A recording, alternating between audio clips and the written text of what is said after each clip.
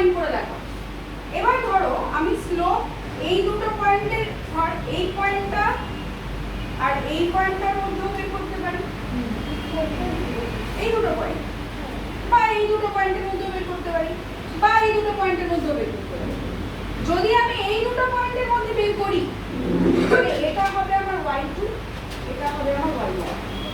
যদি আমি এই দুটো পয়েন্টের মধ্যে বের করি এটা হবে আমার y2, এটা হবে আমার y1। যদি আমি এই দুটো পয়েন্ট চুজ করি এটা আমার y2, এটা আমার y1, আর রেসপেক্টিভ তার x2 x1। বুঝতে পেরেছিস?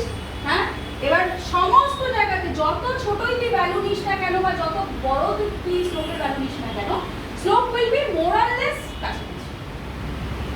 বোঝা গেছে তো x2 y2 কাকে বলছি? মানে your points can be different, তুই যে কোনো জায়গা থেকে you can calculate the slope of the curve। চলো প্রসিড করি।